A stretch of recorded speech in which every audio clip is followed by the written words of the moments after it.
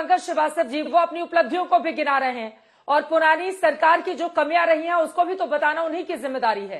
जनता तुलना ही करके तो देखती है कि किसकी सरकार ज्यादा बेहतर है और इसी फहरिस्त में वो गिना रहे हैं पुरानी सरकारों की नाकामियों को और अपनी सरकार की उपलब्धियों को। पंकज श्रीवास्तव जी देखिए चित्रा जी, इन सभी दलों ने उत्तर प्रदेश का क्या हाल किया किसी से छिपा हुआ नहीं है। मुझे बड़ा आश्चर्य हो रहा है कि बगल में अनुराग ठाकुर को बिठाकर इस समय योगी आदित्यनाथ वंशवाद की बात कर रहे हैं। अरे भाई, पंकज सिंह जी कौन है? राजनाथ सिंह के बेटे हैं। और अगर बेटों की पूरी लिस्ट निकाली जाए तो भारतीय जनता पार्टी किसी से पीछे नहीं होगी। बहरहाल तमंचावादी कह रहे हैं, ठीक है, आप कहिए समाजवादी पार्टी में बहुत से गुंडे हैं, बिल्कुल सही बात है, लेकिन क्या भारतीय जनता पार्टी में नहीं है? मैं आपको याद दिला दूं, अभी पिछले दिनों एडीआर की रिपोर्ट आई है जो डेमोक्रेटिक रिफॉर्म्स पे रिपोर्ट जारी करती है, कोई हमारी नहीं है, विपक्ष की नहीं है। और उन्होंने बताया कि सबसे ज्यादा अपराधी अगर किसी पार्टी में है विधायक तो वो भारतीय जनता पार्टी। उनके 32 विधायकों पे बाकायदा चार्जशीट दाखिल हो गई। ये हम नहीं कह रहे, ये चार्जशीट दाखिल हो गई सबसे ज्यादा भारतीय जनता पार्टी के लोगों पर। खुद मुख्यमंत्री योगी आदित्यनाथ पर दंगा कराने से लेकर और हत्या की कोशिश तक के मुकदमे रहे, लेकिन मुख्यमंत्री हुए उन्होंने सारे मुकदमे वापस ले लिए। दुनिया में कहीं ऐसा कोई दूसरा प्रमाण नहीं है कि कोई मुख्यमंत्री बने और अपने ही मुकदमे खुद वापस ले ले। यही चीज केशव प्रसाद मौर्य जो मुख्यमंत्री है उनके साथ किया गया। तो आप तो कहां से बोल रहे हैं? दूसरा, चलिए आइए आर्थिक मुद्दे पे देख लेते हैं। हम नहीं कह रहे हैं, आपका जो नीति आयोग है वो कह रहा है कि डबल इंजन की सरकार होने के बावजूद तीसरा सबसे गरीब प्रदेश उत्तर प्रदेश है। और बेरोजगारों का आलम यह है कि 40 साल में इतनी बेरोजगारी कभी देखी ही नहीं उत्तर प्रदेश ने। आज जो उत्तर प्रदेश के नौजवान हैं जिनके पास टेक्निकल डिग्रीज हैं, मतलब जिन्होंने आईटीआई किया है या तमाम सॉफ्टवेयर सीखा है, वो 66% ऐसे लोग बेरोजगार हैं। इतनी भयानक बेरोजगारी है और इनके पास उसका जवाब क्या है? डंडा। कल इलाहाबाद के नौजवानों ने अपना सर मुड़ाया बेरोजगारी के खिलाफ, तो इनकी सरकार ने, पुलिस ने डंडों से पीटा। और ये उपलब्धि क्या बता रहे हैं कि हमारे 9 एयरपोर्ट हो गए। बहुत अच्छी बात है, 9 एयरपोर्ट हो गए, 90 एयरपोर्ट कर लीजिए। लेकिन जब कोरोना काल में लाखों मजदूर बंबई से लेकर चले थे, पैदल आ रहे थे, तो आपने उनके लिए क्या एक बस का भी इंतजाम किया? क्या ट्रेन का भी इंतजाम किया? कांग्रेस पार्टी इसके लिए जब कोशिश कर रही थी तो आपने उसको भी नहीं होने दिया। आप जैसी संवेदनहीन सरकार उत्तर प्रदेश में आज तक नहीं हुई है। आप गन्ना किसानों का मुद्दा देख लीजिए, 4,500 करोड़ का बकाया अभी भी है।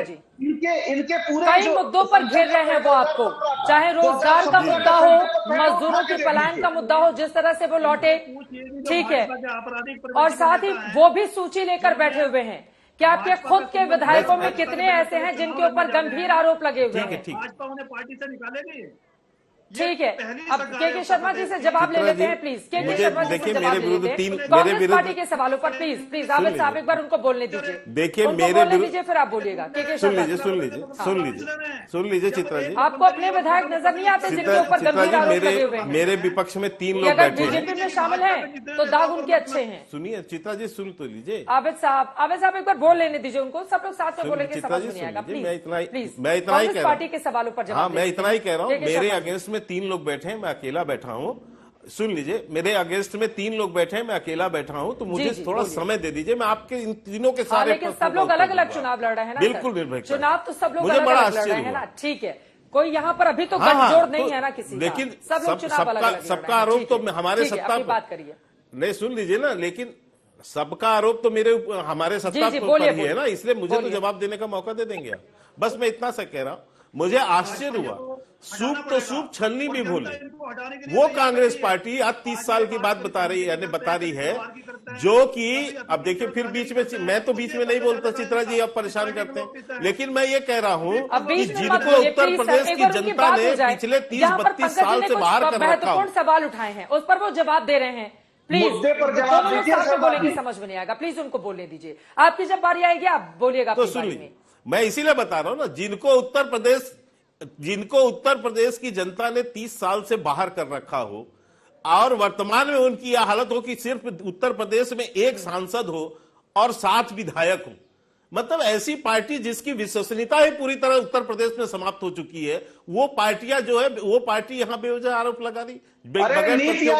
अभी ये इतना बता रहे थे कि यहाँ पर कोरोना काल में ये हुआ वो हुआ। अरे जनाब, कोरोना काल में तो आप घर पे सोए थे, और जिन बसों की आप बात कर रहे हैं उन बसों के तो नहीं, बसों के भी नंबर नहीं थे, मोटरसाइकिल और टेम्पो के नंबर थे वो, जिससे शर्मसार हो गई कांग्रेस। तो इसलिए मैं आपको ये कह रहा हूं कि आपको कम से कम इस पे न बोले। और भ्रष्टाचार और कांग्रेस एक दूसरे के पर्याय ये पूरा देश जानता है। इसीलिए जो है आपकी स्थिति पूरे देश में ये हो चुकी है। रही बात उत्तर प्रदेश में, तो उत्तर प्रदेश में तो आपके लिए कुछ बचा ही नहीं। उत्तर प्रदेश में तो कैंडिडेट नहीं ढूंढ पा रहे हो आप, तो आप क्यों इस पे बात कर रहे हो?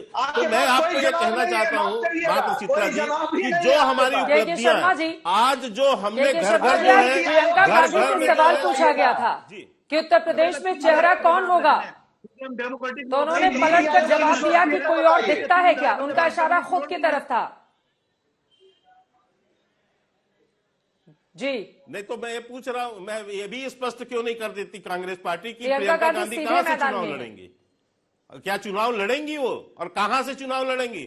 एक मिनट, जो चेहरा है वो यदि अपने आप को मानती है कि उत्तर प्रदेश में मैं सबसे बड़ी चेहरा हूं, तो चुनौती के साथ आती ना मैदान में, जनता के भी चेहरा बनेंगी ना, कि घर में बैठे बैठे अपने मुंह मिठू मियां मिट्ठू बन जाएंगी। तो आ जाए। और यहां तक तो आप छोड़िए, यहां तक तो मैं एक और आपको बयान बता देता हूं, जो अभी जो एक इंटरव्यू में उन्होंने दिया हुआ है, वो तो यहां तक कह रही है कि ये कहने को मजबूर हो गई है कि हमारी तो बनेगी नहीं, लेकिन जरूरत पड़ी तो अखिलेश को हम समर्थन करेंगे। तो वो तो अपने आप को खुद ही नहीं मान रही है रेस में, वो तो समर्थन के लिए अभी से लगी हुई है, और पता नहीं समर्थन देने लायक भी बचेंगे कि नहीं बचेंगी।